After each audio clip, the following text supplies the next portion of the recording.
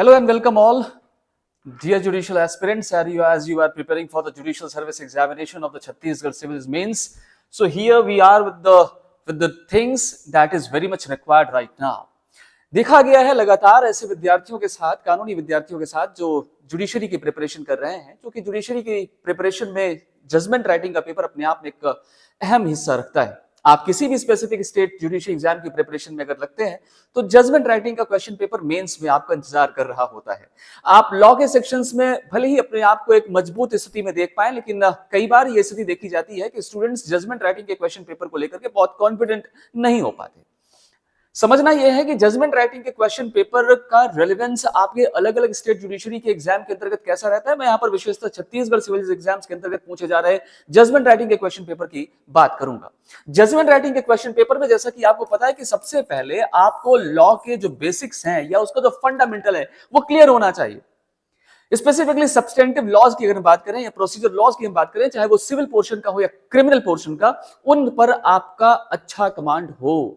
आप अगर आईपीसी पूर्वतः अभी की भारतीय न्याय संहिता, भारतीय साक्ष्य अधिनियम अभी और पहले की इंडियन एविडेंस एक्ट, भारतीय नागरिक सुरक्षा संहिता अभी और सीआरपीसी पहले की, अभी की स्थिति में आपको इन नए क्रिमिनल लॉज के अंतर्गत उन रेलेवेंट सेक्शंस के बारे में नॉलेज होनी चाहिए, क्योंकि आपके छत्तीसगढ़ सिविल एग्जामिनेशन में ये तीनों ही नए criminal laws part of syllabus के तौर पर ऐड किए गए थे। तो अब यहां पर जाहिर सी बात है कि आपके जजमेंट राइटिंग के क्वेश्चन पेपर में जो क्रिमिनल जजमेंट का हिस्सा होगा वो नए पर्टिकुलर लॉज पर ही बेस करेगा। तो आपको चार्ज फ्रेम करने होंगे, आपको इस जजमेंट में चार्ज फ्रेम करना होगा, यानी क्रिमिनल पार्ट में आपको चार्ज फ्रेम करना है, आपको चार्जेस फ्रेम करने के साथ उनका पॉइंट ऑफ डिटर्मिनेशन ड्रॉ करना है और उसके साथ आपको जजमेंट का फॉर्मेट कंप्लीटली लिखना होगा।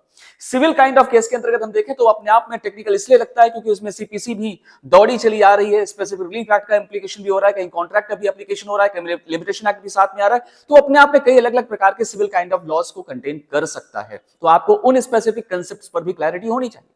तो मैं आपसे यह कहूंगा कि हमारे पास पहले रिसोर्सेज होने चाहिए कि आखिरकार किन स्पेसिफिक रिसोर्सेज से आप जजमेंट राइटिंग की प्रिपरेशन करोगे, और अगर इस प्रकार के रिसोर्सेज होंगे तो आपको थोड़ा बहुत हेल्प करेंगे और इसके साथ आपको मेंटोर की रिक्वायरमेंट होगी, क्योंकि जजमेंट राइटिंग का पेपर जो अपने आप में पूरे यहां पर ट्रांसलेशन के साथ एक ही क्वेश्चन पेपर में आपको 3 घंटे का क्वेश्चन पेपर दिया जा रहा है, जिसमें सिविल का जजमेंट और क्रिमिनल का जजमेंट आपको अलग अलग लिखना है। अगर आपकी प्रैक्टिस अच्छी नहीं होगी बेटा, तो यकीन मानो आप उस पर्टिकुलर टाइम पर जजमेंट कंप्लीट नहीं कर सकोगे। क्योंकि अगर आप पहली बार जजमेंट लिख रहे हो तो पहली बार जजमेंट लिखने की स्थिति में आपको एक जजमेंट लिखने में कम से कम 2 घंटे तो लगते हैं, 2 से 3 घंटे भी लगते हैं। ये आपकी प्रैक्टिस होती है, जब आप इतना हस्तगत हो जाते हैं तब जाकर के आप एक जजमेंट को किसी भी तरह से 1 घंटे की स्थिति तक ला पाते हैं या 45 मिनट्स 50 मिनट्स की स्थिति तक ला पाते हैं और आप जजमेंट कंप्लीट कर पाते हैं। तो आपके पास टोटलिटी में है टाइम कितना, 3 आवर्स। इसी 3 आवर्स में सिविल का एक कंप्लीट जजमेंट लिखना है, इसी 3 आवर्स में आपको क्रिमिनल का एक कंप्लीट जजमेंट लिखना है, राइट। 2 पर्टिकुलर जजमेंट्स आपको यहां पर लिखने हैं 3 घंटे के अंतर्गत।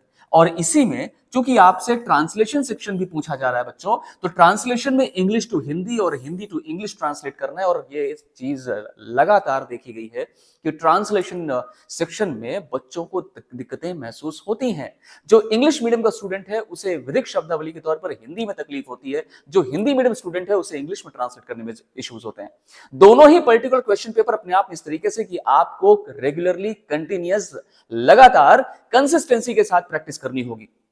अगर आप ट्रांसलेशन की बात करें तो मैं आपसे कहूंगा कि आपके पास एक स्टैंडर्ड बुक हिंदी में पहले हो, राइट। आप बिल्कुल बेसिक्स से बात करिए तो आपके पास एक अच्छी किताब हिंदी में भी होनी चाहिए। हिंदी में वह किताब डॉक्टर पृथ्वीनाथ पांडे की हो सकती है। आप डॉक्टर पीएन पांडे की किताब लीजिए, वहां पर ट्रांसलेशन का सेक्शन ऑलरेडी बहुत अच्छे से हिंदी अनुवाद के तौर पर प्रेस्क्राइब है। कुछ उन नियमों को भी जानिए। सिर्फ ये मत समझिए कि हम बेयर एक्ट में अगर दोनों पर्टिकुलर डिग्लॉट एडिशन को पढ़ते रहेंगे तो वो अकेला आपको ट्रांसलेशन के लिए मजबूत बना देगा। वो एक पर्टिकुलर सोर्स हो सकता है, कंप्लीट सोर्स नहीं हो सकता। पहले हम जनरल फैक्टर तो समझें।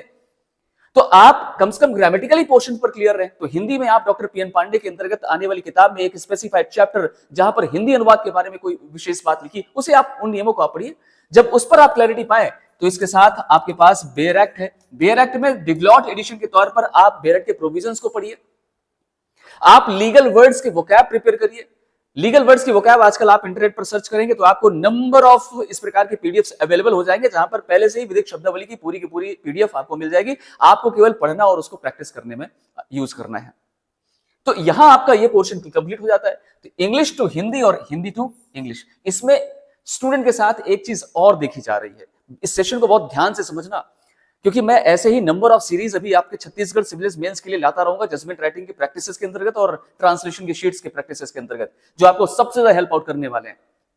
तो इंग्लिश टू हिंदी और हिंदी टू इंग्लिश के इस ट्रांसलेशन में ज्यादातर बच्चे ऐसे भी होंगे जहां पर उनकी एक पर्टिकुलर विधा अपने आप में काफी हद तक स्ट्रांग होगी, या तो इंग्लिश टू हिंदी में या तो हिंदी टू इंग्लिश में।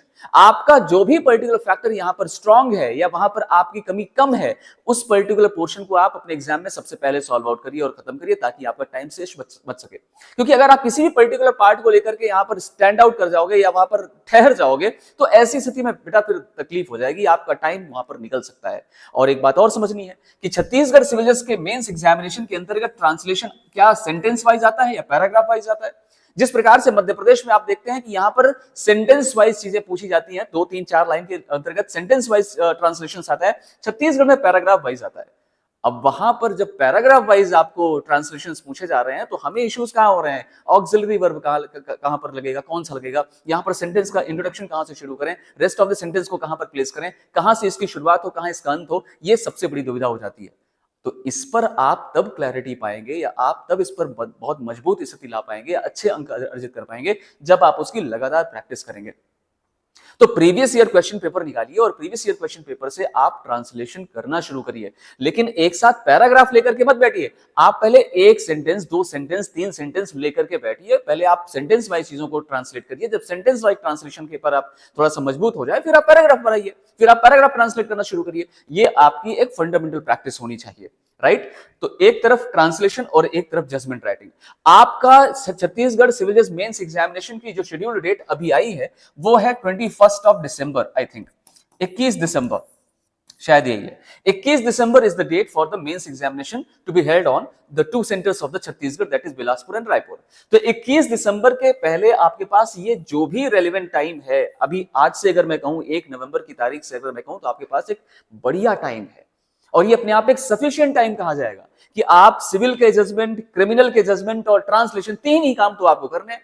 कौन सा आपको बैठ करके लॉ के सब्जेक्ट्स रीड आउट करने हैं, पढ़ने। हाँ, सिविल जजमेंट और क्रिमिनल जजमेंट में जो यूजफुल होने वाले लॉ सब्जेक्ट्स हैं, उनके स्पेसिफिक सेक्शंस पर क्लैरिटी जरूर होनी चाहिए, वो आपको याद करने पड़ेंगे। चाहे वो चार्ज फ्रेम करने के तौर पर बीएनएस के प्रोविजंस हो, और चाहे वो बीएनएसएस के अंतर्गत कौन सा ट्रायल आपसे पूछा जा रहा है उसके रिगार्डिंग हो। अगर मैं क्रिमिनल जजमेंट की बात करूं, तो कुछ एक आध वर्षों में वहां पर सेशन ट्रायल भी पूछ ली गई है, तो आपको सेशन ट्रायल का फॉर्मेट भी पता होना चाहिए। मैजिस्ट्रेटियल ट्रायल के अंतर्गत जो जजमेंट लिखा जाता है, उसका फॉर्मेट पता होना चाहिए। तो आपको प्रक्रिया पर या प्रोसेस पर अच्छी खासी जानकारी हो या बेसिक्स क्लियर हो, तब आप यहां पर अपना समय बचा पाएंगे और सही तरीके से जजमेंट लिख पाएंगे। तो सबसे पहले हो गया आपका बेसिक्स, ठीक है। किन लॉज का एप्लीकेशन, कौन से सोर्स या बुक को आप प्रेफर कर सकते हो। तो मध्य प्रदेश में के भारद्वाज साहब की एक किताब आती है, और कुछ बच्चे मिस्टर रॉबिनजीत सिंह की किताब को भी प्रेफर करते हैं। तो आप मैं कहूंगा कि 1 से ज्यादा किताबें रखें तो बेहतर होगा, 2 किताबें रखें, एटलीस्ट 2 किताबें रखें, है ना। पीवी नाम जोशी साहब की भी किताब बता दी, लेकिन उस किताब में बच्चे ये मानते हैं कि थोड़ा सा वो डिफिकल्ट पोर्शन ज्यादा है, या ये कहिए कि थोड़ा सा टेक्निकल ज्यादा है, तो वहां पर उन्हें थोड़ी तकलीफ होती है। लेकिन आप के भारद्वाज साहब की किताब और रॉबिनजीत सिंह की किताब को प्रेफर कर सकते हो। रॉबिनजीत सिंह की किताब भी अपने आप में स्टूडेंट एडिशन के तौर पर बेहतर मानी जा सकती है, क्योंकि वो भी एक कॉम्पिटिटर रहे हैं और वहां पर उन्होंने टॉप किया था एक पर्टिकुलर ईयर में, और अभी वास्तविक तौर पर वो दिल्ली जुडिशरी में काम कर रहे हैं। तो उनकी जो किताब है, उस पर आपको एक अच्छी चीज ये मिल जाएगी कि जो भी जजमेंट राइटिंग के अंतर्गत यूजफुल होने वाले सेक्शंस या उनका कॉम्बिनेशंस या जो कुछ भी स्टैट्यूटरी लॉज हैं, उन सब के बारे में उन्होंने लिख रखा है। फ्रेमिंग ऑफ इश्यूज पर आप किन चीजों पर फोकस करें, प्लेनिंग पर कैसे फोकस करें, राइट। या आप चार्ज फ्रेम कर रहे हैं, तो चार्ज फ्रेम करने में आप किस प्रकार से सेक्शन को मेंशन करें, कहां लिखें, या चार्ज फ्रेम के तौर पर आप बीएनएसएस के शेड्यूल में भी इस बात को पा सकते हैं कि चार्ज फ्रेम करने का तरीका या फॉर्म क्या है। तो ऐसे कुछ चीजों पर आपको विशेष फोकस करना है। इसके लिए आप इन सोर्सेज का इस्तेमाल कर सकते हैं। इन्हीं किताबों में प्रीवियसली पूछे गए जजमेंट के राइटिंग के जो प्रॉब्लम्स हैं, वो भी उनके सॉल्व काइंड ऑफ चीजें आपको मिल जाएंगी। तो उन सोल्यूशन को भी एक बार देखा जा सकता है, ठीक है। आपको एक जनरल आइडिया हो जाएगा। लेकिन जजमेंट राइटिंग का जो बेसिक फॉर्मूला या फॉर्मेट है बेटा, वो आपको कंटिन्यूअस प्रैक्टिस करनी पड़ेगी। पहले आप फॉर्मेट पर प्रैक्टिस करिए, नेम ऑफ द कोर्ट कहां होगा, या रेस्ट ऑफ द मैटर कहां होंगे, पार्टीज कहां होंगे, फाइंडिंग्स कहां लिखे जाएंगे, या इश्यूज कहां फ्रेम होंगे, चार्ज कहां फ्रेम होंगे। जजमेंट राइटिंग के अंतर्गत ऐसे कुछ सेंटेंसेस भी हैं जो एज इट इज याद होनी चाहिए, जिन्हें जिस जगह पर प्लेस किया जाना चाहिए वहां पर वो मेंशन होने चाहिए। साइन कहां होंगे, अक्यूज के साइन कहाँ होंगे, या जज के साइन कहाँ होंगे, या और कुछ भी उसकी फॉर्मेलिटीज हैं, उन फॉर्मेलिटीज को कहाँ प्लेस किया जाएगा, पहले आप फॉर्मेट पर क्लियर हुई है। तो मध्य प्रदेश और छत्तीसगढ़ के जजमेंट राइटिंग के फॉर्मेट में लगभग आपको सिमिलरिटी देखने को मिल सकती है, राइट। कुछ अभी नया अपडेशन कुछ हो गया हो तो उसको छोड़ करके अदरवाइज सिमिलरिटी आपको देखने को मिल सकती है।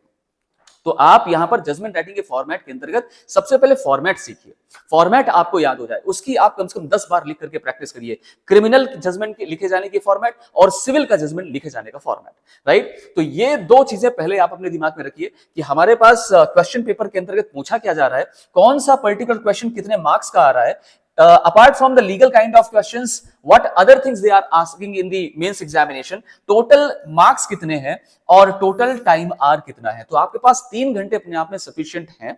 आप अपने जजमेंट को बहुत लेंदी फॉर्म में ना रख करके क्रिस्टल कंसाइज और टू द पॉइंट मेंशन करिए, लिखिए, और उसमें आपको और भी कुछ अन्य चीजों का जो इस्तेमाल करना है, मैं भी उस विषय पर भी बात करूंगा। तो छत्तीसगढ़ सिविल जज मेंस एग्जामिनेशन के अंतर्गत 100 नंबर का या 100 मार्क्स का मेंस एग्जामिनेशन कंडक्ट होता है। 3 घंटे का ये टाइम आपको ग्रांट किया जाता है। एक सिविल का जजमेंट लिखना है, एक क्रिमिनल का जजमेंट लिखना है। दोनों जजमेंट 40-40 मार्क्स के हैं, अर्थात 40-40 नंबर के हैं। और इसके साथ आपसे ट्रांसलेशन भी पूछा जा रहा है, जो इंग्लिश टू हिंदी और हिंदी टू इंग्लिश है, जो अमूमन पैराग्राफ वाइज पूछा जाता है। ये 10 मार्क्स ईच हैं, तो टोटलिटी में हुए 100, राइट। मैं आपको अगले सेशन में कुछ उस विषय पर भी बात करूंगा जिसमें मेंस एग्जामिनेशन में बच्चों के मार्किंग सिस्टम क्या रही है पिछले 3-4-5 वर्षों में, उनकी मार्किंग सिस्टम क्या रही है, क्या कट ऑफ रहा है, किस तरीके से जो है आप अपने आप को प्रिपेयर कर पाएंगे या कर सकेंगे, राइट। तो मेंस एग्जामिनेशन के अंतर्गत पहली चीज हमारी ये क्लैरिटी के साथ पता होनी चाहिए। आप बेसिक से शुरुआत करिए, आप बिल्कुल आधारशिला रखिए। तो आपके पास सोर्सेज हो, सबसे पहले किन पर्टिकुलर चीजों से आप पढ़ेंगे, इधर उधर भागने का समय नहीं है। आप फोकस्ड होकर के अपने, अगर आप पहली बार भी मेंस एग्जामिनेशन लिखने जा रहे हैं तो भी आप अपने चित्त को शांत करिए और एकाग्र होकर के पहले आप सोर्सेज कलेक्ट करिए। आपके पास सोर्सेज बेस्ट होने चाहिए। तो आप कोई भी अभी की स्टैंडर्ड बुक प्रेफर करिए, बुक स्टैंडर्ड होनी चाहिए। आप जो भी फॉर्मेट ले रहे हैं, अच्छा होगा कि फॉर्मेट अपने आप में जो है जो एक जुडिशियली भी रिकॉग्नाइज फॉर्मेट हो, उसी को आप फॉलो करें तो बेहतर होगा, राइट। आप अलग अलग स्टूडेंट के माध्यम से फॉर्मेट कलेक्ट मत करिए। एक स्टैंडर्ड फॉर्मेट ऑलरेडी किताबों में दिया हुआ है, उसी पर्टिकुलर फॉर्मेट को आप फॉलो करिए, नंबर अच्छे ही मिलेंगे, राइट। एक पर्टिकुलर जजमेंट के अंतर्गत आप किन किन चीजों को आइडेंटिफाई करें, किन किन चीजों पर आपका फोकस होना चाहिए while you are writing going to write a judgement writing, what kind of facts you should focus upon when the problem is before you। तो ऐसे पर्टिकुलर समस्याओं को पढ़ने के बाद आप किन चीजों पर फोकस करेंगे, मैं उस विषय पर भी अभी आऊंगा। तो मोटे तौर पर अभी मैं एक पीडीएफ आपके समक्ष ओपन करता हूं। ये पीडीएफ यहां पर आपको देखने को मिलेगी और ये रहा, how to write judgement and orders. मुझे ये पीडीएफ बहुत अच्छी लगी। मिस्टर एस उपाध्याय जी की ये पीडीएफ है, जो प्रीवियसली एक जज रह चुके हैं, और इनके द्वारा एक आर्टिकल लिखा गया, how to write judgement and orders. ध्यान रखिएगा, आपके इस एग्जामिनेशन के अंतर्गत जजमेंट ऑर्डर में से कोई भी चीज पूछी जा सकती है ना, आदेश लिखने के लिए भी आ सकता है, तो उसकी भी 2-4 प्रैक्टिस जरूर कर लेना, चाहे वो इंजंक्शन ऑर्डर हो या अदरवाइज। तो कुछ इस प्रकार के ऑर्डर्स के फॉर्मेट को भी आप प्रैक्टिस कर लेना, राइट। तो इसमें क्या क्या चीजें होने चाहिए और किन चीजों पर आपको फोकस करना चाहिए, इस पीडीएफ के अंतर्गत आप कुछ आइडिया तो ले ही सकते हैं। मैं ये नहीं कह रहा हूं कि आप इस पीडीएफ को याद करना शुरू करिए, बिल्कुल नहीं। मैं सिर्फ आपको उन पॉइंट्स पर हाईलाइट करते हुए बताना चाह रहा हूं कि आप इन चीजों को जरूर देखें, क्योंकि अमूमन इस प्रकार के किसी भी पर्टिकुलर जजमेंट को लिखने के लिए इतनी चीजें तो आवश्यक होती ही हैं, राइट। इसमें बहुत सारी चीजें लिखी हुई, क्योंकि ये अपने आप में एक जुडिशियल फॉर्मेट बताने की कोशिश की गई, और एक्चुअली कैसे जजमेंट लिखा जाएगा, है ना, in the judicial functions when the जजेस are performing their judicial functions. तो वो बात अलग होगी। आप एक स्टूडेंट हैं, आप एक विद्यार्थी हैं, और आपसे मैक्सिमम अपेक्षा नहीं है, पर इतनी जरूर है कि आप फॉर्मेट सही लिखें, आप एप्रिसिएशन सही करें, आप मार्शलिंग सही करें, आप फॉर्मेट के अंतर्गत जो चीज जहां व्यवस्थित तरीके से लिखी जानी चाहिए उसे वहां मेंशन करें,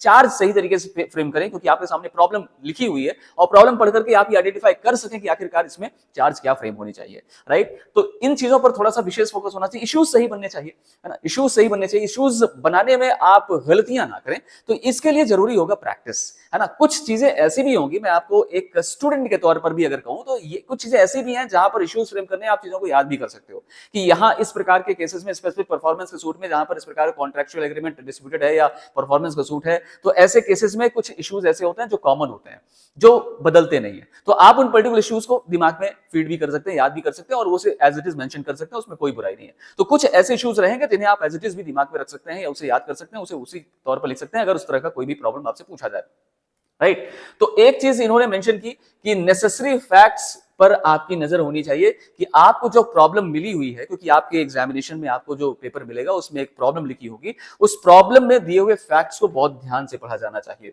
तो आप उस पर्टिकुलर फैक्ट में जो भी इन्वॉल्व होने वाले कंट्रोवर्सीज हैं, जो भी उसमें इन्वॉल्व होने वाले राइट्स हैं, लाइबिलिटीज हैं पार्टीज के, उन फैक्ट्स को जरूर आप मेंशन करो, उसके आप जरूर देखो। आपके पास एक पेंसिल होनी चाहिए, पेंसिल से आप चाहें तो उसे हाईलाइट कर सकते हैं और उसे वहां पर आप अलग से देख सकते हैं।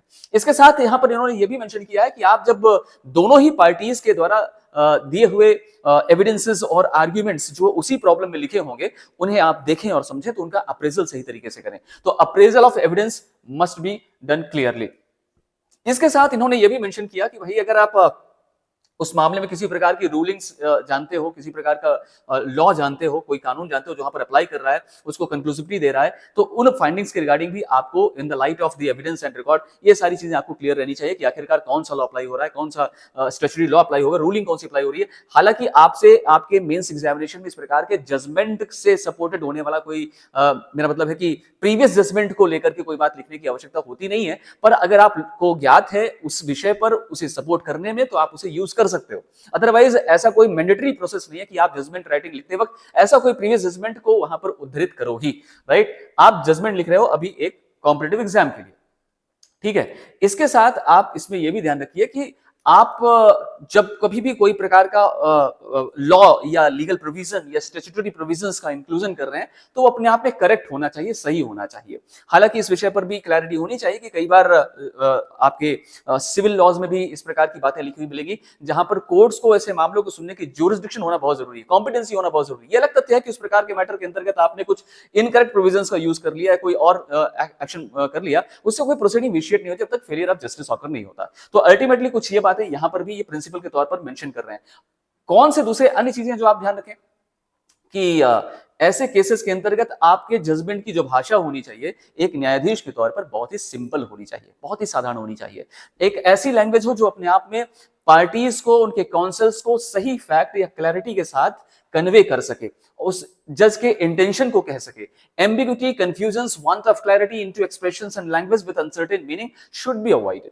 तो यहां इस पर्टिकुलर पीडीएफ के अंतर्गत मैं आपको कुछ वे पर्टिकुलर फैक्ट्स बता देता हूं जो इन न्यायाधीश के द्वारा इस पीडीएफ में शामिल किया गया, और ये अपने आप में स्टैंडर्ड है। मैं इसलिए कह रहा हूं, मैं इसलिए नहीं कह रहा हूं कि न्यायाधीश के द्वारा कहा गया, ये अपने आप में स्टैंडर्ड है कि आप इन चीजों को अवॉइड करिए कि आपकी भाषा अपने आप में एम्बिग्यूटी ला रही हो, कंफ्यूजिंग हो, और पार्टीज को सही तरीके से उस इंटेंट ऑफ द कोर्ट को फिक्स ना कर सके या कन्वे ना कर सके। तो ऐसी चीजों को अवॉइड करना है। सेंटेंस बहुत लेंदी नहीं होने चाहिए, सेंटेंस बहुत लेंदी नहीं होने चाहिए। लेंदी sentences and judgments and orders should normally be avoided as mistake and want of clarity may occur in the findings related to the recorded by the court। तो न्यायालय के द्वारा जब कभी भी जजमेंट लिखा जा रहा है, तो उसके अंतर्गत उन्हें अपने सेंटेंसेस को बहुत ज्यादा खींचतान के साथ नहीं लिखना है। ये अपने आप में क्रिस्प में और छोटी सेंटेंसेस के साथ लिखा जा सकता है, बहुत लंबा पैराग्राफ नहीं होना चाहिए। Use of only standard legal words and phraseology, it is always important. आप एक जज होने के नाते एक जजमेंट लिखने जा रहे हैं, तो आप यहां पर अपने आप को, भले ही कॉम्पिटिटिव स्टूडेंट के तौर पर वहां लिख रहे हैं, लेकिन आप हैं एक विधिक विद्यार्थी, तो आप वहां पर कानूनी शब्दों का प्रयोग करते हुए इस प्रकार के जजमेंट को कंप्लीट करिए। आपके जजमेंट में वो विधिक शब्दावली का उल्लेख होना चाहिए। तो इसके लिए भी हमारे पास शब्दों का चयन अच्छा हो। हमारी जजमेंट राइटिंग के अंतर्गत सेंटेंस का फॉर्मेशन, विशेषतः हिंदी में आप जब कर रहे हैं, तो आप ध्यान रखें कि हिंदी में भी शब्दों का चयन अपने आप में बहुत अच्छा हो, है ना, या विधिक शब्दों का ही चयन हो। वो अपने आप में चलतू फिरतू भाषा नहीं होनी चाहिए, वो एक आम बोलचाल की भाषा नहीं होनी चाहिए, वो अपने आप में एक अच्छी स्टैंडर्ड भाषा का प्रयोग वहां पर होना चाहिए, जो अपने आप में विधिक शब्दावलियों को कंटेन करता हो। इसके लिए जरूरी है कि आप बेरट के प्रोविजंस को अच्छे से पढ़ें, बेरट के प्रोविजंस पर आपकी कमांड अच्छी हो, और जब लैंग्वेज पर कमांड होगी, प्रोविजंस पर कमांड होगी, तो आप निश्चित तौर पर सेंटेंसेस अच्छा फ्रेम करोगे, ठीक है ना। Use of dignified and proper words for lawyers, इसका रिक्वायरमेंट आपको अभी है नहीं, क्योंकि यहां पर आप इस प्रकार का कोई सेंटेंस लिख नहीं रहे हो, ठीक है। रिपीटिशन नहीं होना चाहिए। एक बात, एक चीज जो एक बार कह दी गई या उसके विषय में कोई उल्लेख कर दिया गया, तो वो बार बार उल्लेखित करने का उसका कोई मीनिंग नहीं है, अर्थ नहीं है। तो कोशिश करें कि ऐसे सेंटेंसेस या वर्ड्स का कोई रिपीटिशन ना हो, जब तक कि उसकी महती आवश्यकता दर्शित ना हो रही हो। तो इन चीजों को भी अवॉइड करना है, ठीक। इसके साथ आप चीजों को पैरावाइज तो लिखेंगे ही, नंबर्ड करेंगे ही, ये सारी बातें तो वहां रहनी ही चाहिए, और उसकी रिक्वायरमेंट है, क्योंकि फॉर्मेट के अंतर्गत भी ये बातें आप पढ़ेंगे। कुछ और बातें अगर मैं कहूं तो आप यहां पर पढ़ सकते हैं कि आपके जजमेंट में और क्या क्या चीजें अवश्य तौर पर देख लेना चाहिए कि आप अपने जजमेंट राइटिंग के अंतर्गत आई और माय जैसे शब्दों का प्रयोग अवॉइड करें, क्योंकि आप व्यक्तिगत तौर पर एक न्यायालय की परिसीमा में काम कर रहे हैं या उसके बिहाफ में काम कर रहे हैं, तो आपका ओपिनियन नहीं, it's opinion of the court, ये न्यायालय का अभिमत है। तो आप यहां पर आय शब्द की जगह पर कोर्ट शब्द का प्रयोग करिए, राइट, या in the opinion of the court शब्द का प्रयोग करिए। Court is satisfied, court is not satisfied, इन शब्दों का प्रयोग करिए। I am satisfied, this is not good to write, है ना। तो यहां पर न्यायालय के बिहाफ में आप काम करें तो आपको न्यायालय शब्द को ही यहां पर रिप्रेजेंट कराना है, तो आप आय और माय शब्द का प्रयोग करने से बचें, ठीक। इसके अलावा पैराग्राफ में नंबर्स होना चाहिए। Each paragraph in a judgement whether it is lengthy और नॉट शुड बी नंबर्ड, उसमें संख्यांक निर्धारित होना चाहिए। जजमेंट के लेंदी होने के विषय में इन्होंने लिखा है कि writing unnecessarily lengthy judgments than required should be avoided. It's not the number of pages in a judgment but sufficiency of the reasonings in support of the conclusions arrived at by the जज that is relevant. Judgments और orders must be reasoned in speaking to justify the conclusions. ये बात आपने अपने law के पूरी पढ़ाई में कई बार पढ़ी होगी, सुनी होगी, जानी होगी कि जजमेंट जो भी लिखा जा रहा है वो रीजन्ड ऑर्डर होना चाहिए, स्पीकिंग ऑर्डर होना चाहिए, बिना कारण के। इसीलिए आप जब इश्यूज फ्रेम करते हो तो आप डिटर्मिनेशन संबंधी ग्राउंड्स लिखते हो, आप रीजनिंग्स बताते हो कि आखिरकार ये पर्टिकुलर इश्यूज अपने आप में प्रूव्ड हुआ या नॉट प्रूव्ड हुआ या डिसप्रूव्ड हुआ, तो कब और कैसे हुआ, on the basis of reasonings हुआ। तो कारण जो कुछ भी आपके समक्ष आ रहे हैं, सबमिशंस आ रहे हैं, रिकॉर्ड्स आ रहे हैं, एविडेंसेस आ रहे हैं, आप उनको देख पढ़ समझकर और उनके एवर्मेंट्स को समझकर आप इस बारे में फाइनली कंक्लूजन ड्रॉ कर रहे हो कि आखिरकार इस प्रकार का इश्यूज अपने आप में प्रूव हो भी पाया अथवा नहीं। तो यहां पर रीजनिंग ज्यादा इंपॉर्टेंट है, लेंथीनेस ऑफ जजमेंट इंपॉर्टेंट नहीं है, अननेसेसरली उसे बढ़ाया नहीं जाना चाहिए, ठीक। अब a judgment for its sustenance must contain not only findings on the points, आपने जो भी विवादक के बिंदु बना रखे हैं, है ना, in the civil case it's issues, in the criminal case it's charges, तो आपने जो कुछ भी पॉइंटर्स बना रखे हैं, it must contain not only findings, आप ना केवल उन बिंदुओं पर अपना निष्कर्ष देंगे but also contain what evidence consists of and how does not prove plaintiff's case. A judgment unsupported by reasonings is no judgment in the eyes of law. कानून की नजरों में ऐसा निर्णय अपने आप में किसी प्रकार का निर्णय की वैल्यू नहीं रखता जो अपने आप में सपोर्टेड बाय रीजंस नहीं है या कारणों के साथ वो पुष्ट नहीं है। It's well settled that the reasons are the links between the material on record and the conclusion arrived by the court. कितनी सुंदर बात लिखी हुई है कि अपने आप में बिल्कुल सुस्थापित कानून और विधि है कि रीजंस आर द लिंक्स, कारण लिखे जाना ही इन दोनों के बीच में एक पुल या ब्रिज या लिंक का काम करता है। किसके बीच में? Between the material on record and the conclusions arrived at by the court. This is very much important thing. Judgement क्या है, इन सब चीजों के बारे में अलग अलग जजमेंट्स के अंतर्गत कोर्ट अपना जो एक परसेप्शन है उसे लिख रही है। प्रोफार्मा ऑफ जजमेंट और ऑर्डर के रिगार्डिंग वही बातें बार बार रिपीट होंगी कि यहाँ पर recording of reason supported by the evidences होना चाहिए, रिकॉर्ड्स होना चाहिए, स्पीकिंग ऑर्डर होना चाहिए, रीजन ऑर्डर होना चाहिए, ये सारी बातें यहाँ पर रहेंगी क्योंकि प्रोफार्मा के अंतर्गत हम इन चीजों को विशेषता शामिल करते हैं। लेकिन जो बेसिक फॉर्मेट है, बेसिक फॉर्मेट का मतलब यह है कि कोर्ट का नाम कहां पर आएगा, लेफ्ट में आएगा, राइट में आएगा, सेंटर में आएगा, उसके साथ लेफ्ट या सेंटर में क्या रजिस्ट्रेशन नंबर या दूसरे अन्य जो काइंड ऑफ नंबर्स लिखे जाने की रिक्वायरमेंट होती है, क्या उन्हें लिखा जाना चाहिए, कहां पर पार्टीज का नाम आएगा, कहां पर एडवोकेट्स या प्लीडर्स का नाम आएगा, किस जगह पर जजमेंट लिखा जाएगा और उसके बाद पहले ही नंबर में क्या मेंशन होना चाहिए, किस दूसरे संख्यांक में दूसरे सीरीज में क्या मेंशन होना चाहिए, कहां पर इश्यूज फ्रेम होना, किस सीरियल नंबर पर इश्यूज फ्रेम होंगे, उसके बाद पॉइंट ऑफ डिटर्मिनेशन होगा तो वो कैसे और किस तरीके से लिखा जाएगा, क्या वहां पर भी नंबर्ड होंगे, क्या वो भी पैराग्राफ वाइज होगा, और उसके बाद और भी कौन सी अन्य चीजें हैं जो ऐसे किसी सिविल अथवा क्रिमिनल जजमेंट के अंतर्गत 100% लिखी जानी चाहिए। जैसे हम क्रिमिनल जजमेंट की बात करें, जब आप कन्विक्ट कर रहे हो तो वहां पर आपको कुछ स्पेसिफिक ऑर्डर्स करने होते हैं कि क्या आप प्रोबेशन का बेनिफिट दे रहे हो या नहीं दे रहे हो, वेपन्स की रिकवरी हुई है तो वेपन रिकवरी के बारे में आपने ऑर्डर किया या नहीं किया, या इन्वेस्टिगेशन इंक्वायरी ट्रायल के दौरान अगर अक्यूज्ड पर्सन ने पहले से ही जेल भोग रखी, अर्थात वो जेल में ही है, तो अभी अगर उसे कन्विक्ट कर रहे हैं, सजा दे रहे हैं, तो उसकी जो प्रीवियस भोगी हुई जेल है उसको आप सेट ऑफ कराओगे या नहीं कराओगे, ये स्पेसिफिक बातें वहां लिखनी जरूरी है। आप अगर उसमें सजा दे रहे हैं, कन्विक्ट कर रहे हैं, तो सजा कॉन्करेंट चलेगी या एक कॉन्सेक्यूटिवली चलेगी, इन चीजों के बारे में भी आपको एक्सप्लेनेशन देना जरूरी है, जजमेंट लिखा जाना जरूरी है।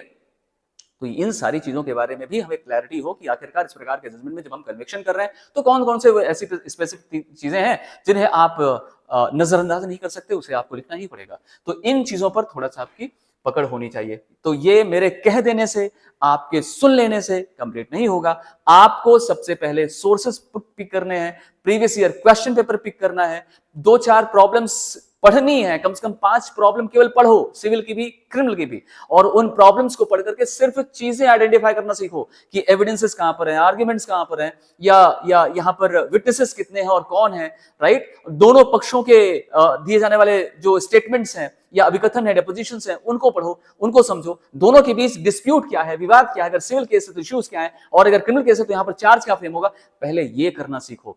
आपको चार्ज फ्रेम करने का भी फॉर्मेट अच्छे से क्लियर होना चाहिए। जब सिंगल हेड का चार्ज बनेगा तो कैसे बनेगा, अगर एक ही एक्ट कमिट हुआ है जो ऑफेंस क्रिएट करता है, सिंगल हेड का चार्ज बना रहे हो, अगर एक ही ट्रांजैक्शन में कई अलग अलग प्रकार के ऑफेंस कमिट किए गए तो आप मोर देन 1 हेड्स के चार्जेस बना रहे हो, तो इन सब केसेस में आप चार्ज कैसे फ्रेम करोगे। नंबर ऑफ एक्यूज्ड पर्सन है, सिंगल एक्यूज्ड पर्सन है, उनमें चार्ज कैसे फ्रेम होगा।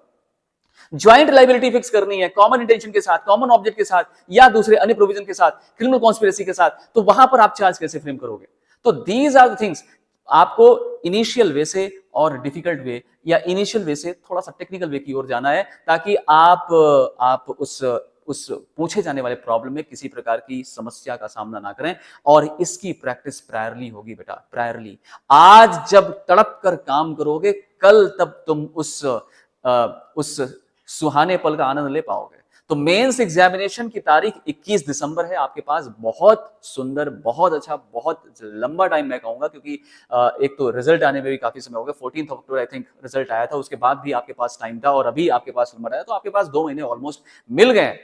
तो आप इस टाइम को अच्छे से यूटिलाइज करिए। और मैं समझता हूं कि अपने आप में जिन लोगों का सिलेक्शन मेंस के लिए हुआ है या मेंस के लिए क्वालिफाई किए हैं, वो अपने आप में एक बहुत अच्छी बात है, सुंदर बात है। लेकिन वो अच्छी और सुंदर बात तब अपने आप में फलित होगी जब आप मेहनत करके वहां मेंस एग्जामिनेशन अटेम्प्ट करने के लिए पहुंचेंगे।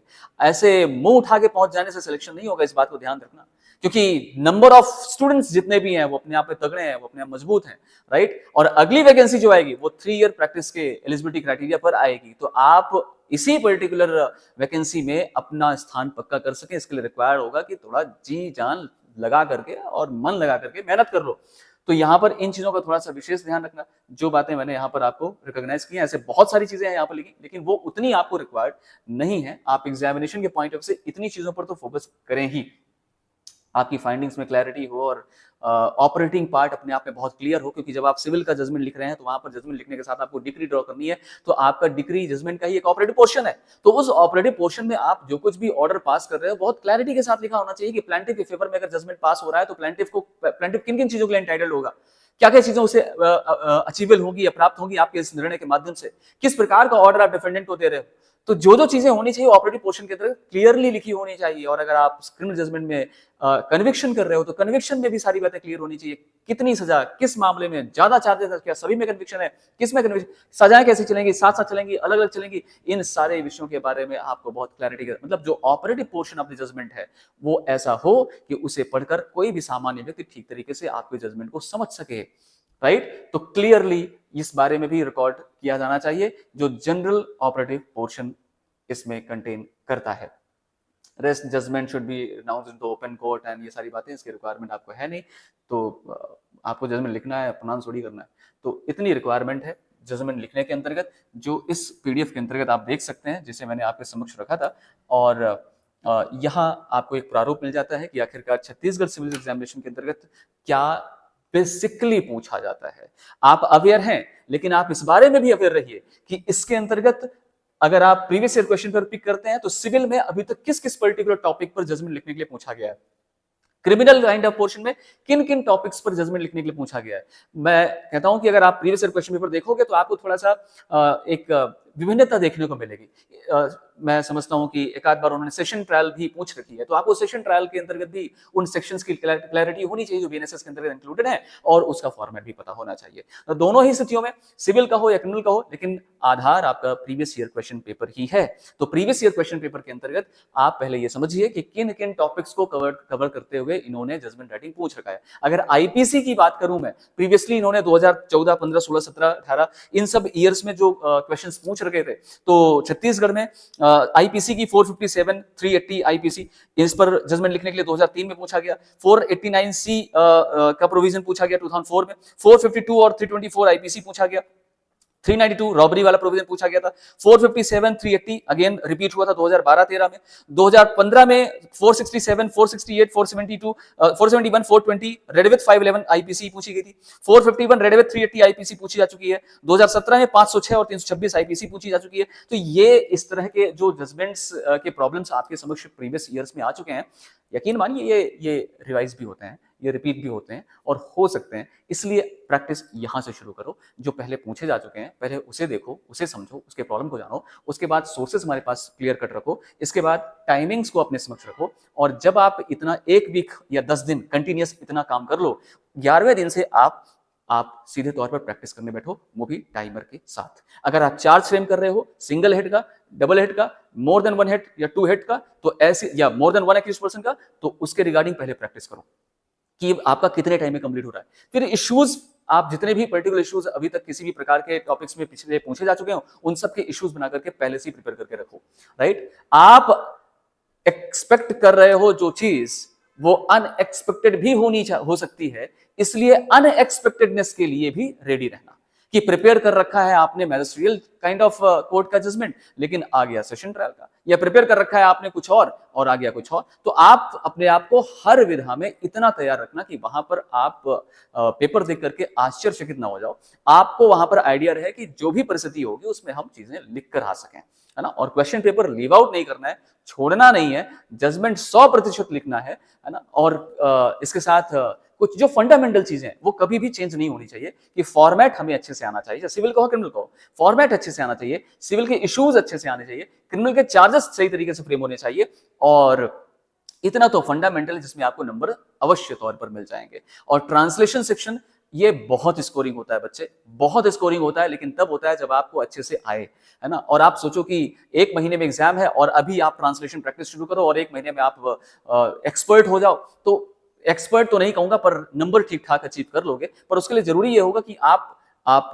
रूट लेवल से शुरू करो, है ना। यहां पर आपके लिए मैंने बताया कि पीएन पांडे, अब आपको लग रहा होगा कि सर पृथ्वीनाथ पांडे किताब पढ़ने थोड़ी बैठेंगे। अरे नहीं बैठोगे तो फिर समस्या आपकी है, आपको कैसे उससे डील करना है ना। तो सीधी बात है कि वर्ड टू वर्ड ट्रांसलेशन करना ट्रांसलेशन नहीं होता है कि आप एक पर्टिकुलर पैराग्राफ देख लिए, हर पर्टिकुलर सेंटेंस में लिखे गए शब्दों का आप इंग्लिश मीनिंग लिख रहे हो, तो ये ट्रांसलेशन थोड़ी होता है। या एक बेसिक सेंस प्रकट कर रहे हो, वो आपको नंबर सब में मिल जाते हैं, थोड़े बहुत, है ना, कम या ज्यादा जो भी है। लेकिन सिलेक्शन के लिए नंबर चाहिए तो थोड़ा सा एक्सपर्टीज होनी चाहिए ना। सिलेक्शन के लिए नंबर चाहिए तो थोड़ा सा जान लगानी पड़ेगी। तो आप सिलेक्शन की क्राइटेरिया के लिए सोचो, आप कुछ भी नंबर पा जाने के लिए मत सोचो, ठीक है। अब आपको लग रहा होगा ज्यादा ज्ञान है, मैं इसको रोकता हूं। बेहतर यह है कि आप इतनी चीजों पर भी फोकस करिए। मैं अगले सेशन में आप लोगों के समक्ष एक एक पर्टिकुलर सेक्शंस के चार्जेस जो प्रीवियसली पूछे गए उनका उन चार्जेस पर डिस्कशन, पहले क्रिमिनल में उनके फॉर्मेट, और इसके बाद सिविल, ये आपके लिए लेकर के आ रहा हूं फ्रीली यूट्यूब पर। बने रहिए हमारे साथ विधि की ज्यूरिस के प्लेटफॉर्म में।